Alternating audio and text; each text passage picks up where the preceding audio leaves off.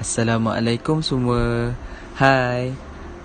Kembali lagi kita dalam rancangan Sirah Nabawiyah. Hari ini kita akan belajar bagaimana turunnya wahyu yang pertama kepada Nabi Muhammad sallallahu alaihi wasallam.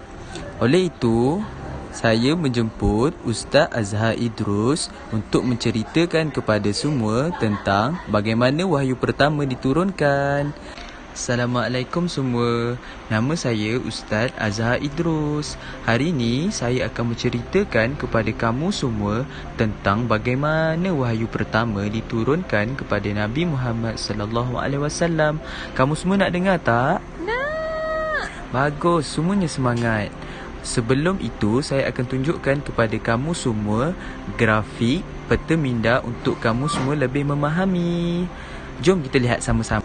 Jom kita lihat peta minda yang disediakan oleh Ustaz. Nabi Muhammad sallallahu alaihi wasallam menerima wahyu yang pertama di Gua Hira di Jabal Nur dan berdekatan dengan kota Mekah. Berlaku pada 17 Ramadan bersamaan dengan 6 Ogos 910 Masihi. Ketika itu baginda berumur 40 tahun.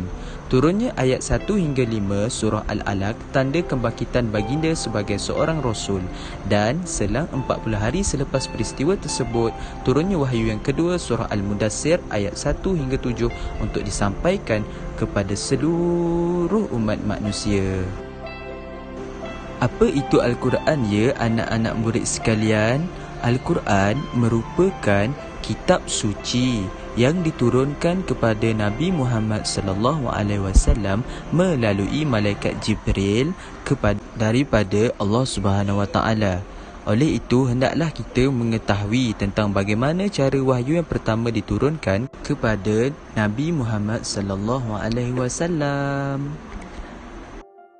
Pada mulanya, Nabi Muhammad sallallahu alaihi wasallam telah mengalami satu mimpi, iaitu mimpi baginda melihat fajar yang menyingsing. Mimpi itu dikenali sebagai Selepas baginda mengalami mimpi tersebut, baginda bertahanut di Gua Hira, memikirkan tentang masalah-masalah manusia di sekeliling baginda. Melihat kerosakan yang berlaku di kota Mekah, baginda telah berfikir bagaimana cara untuk menyelesaikan perkara tersebut. Itulah fitrah seorang Nabi yang perlu kita yakini. Selepas baginda bertahanuk dan berkhalwat di Gua Hira, baginda akan selalu pulang ke rumah dan bertemu dengan isterinya, iaitu Khadijah binti Khuwailid.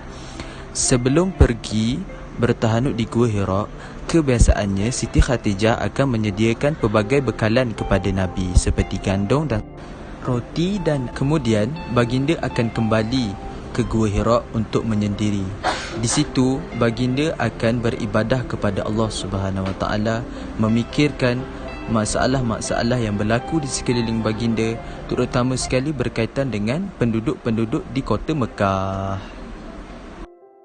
Pada suatu hari, ketika baginda Nabi Muhammad sallallahu alaihi wasallam bertahanut di Gua Hira, baginda telah didatangi oleh cahaya yang menyinar, iaitu malaikat Jibril alaihissalam. Malaikat Jibril telah mengatakan kepada Nabi, "Iqra." Lalu baginda menjawab, "Wa ma ana bil qari'," iaitu saya tidak tahu membaca. Malaikat Jibril menyuruh sekali lagi kepada Nabi, "Iqra."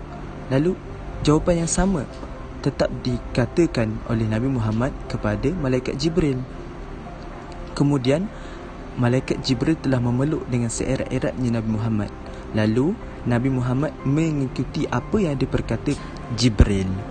Lalu turunlah ayat 1 hingga 5 surah Al. Selepas daripada peristiwa tersebut, baginda telah pulang ke rumah bertemu dengan isterinya, iaitu Siti Khadijah binti Khuwailid, untuk menceritakan perkara tersebut. Dalam keadaan takut, baginda berkata kepada Siti Khadijah, "Zambiluni, zambiluni, zambiluni, selimuti aku, selimuti aku, selimuti aku."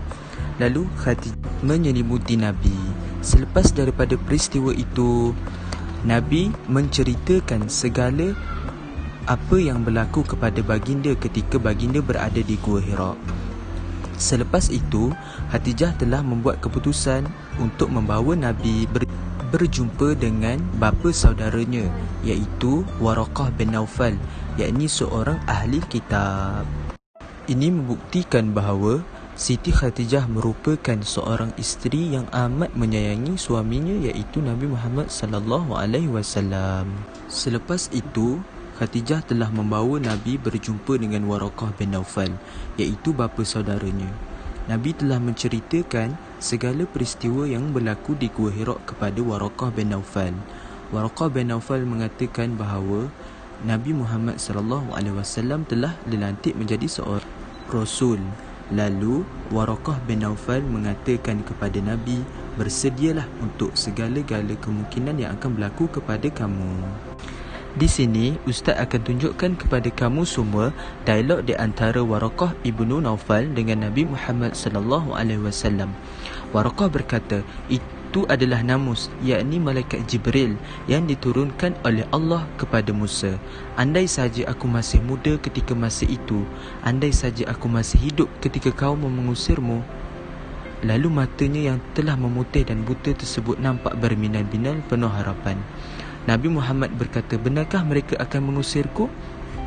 Waraqah berkata, benar ya Muhammad, tak seorang pun yang membawa seperti apa yang engkau telah bawa, kecuali dia akan dimusuhi. Matanya yang buta tampak menerawan jauh. Kemudian berkata lagi, andai saja aku masih hidup pada masamu nanti, tentu saja aku akan membantumu dengan bersungguh-sungguh ya Muhammad. Itulah janjiku kepadamu. Namun sayang, setelah daripada peristiwa itu, Waraqah ibnu Naufal telah menghembuskan nafasnya yang terakhir.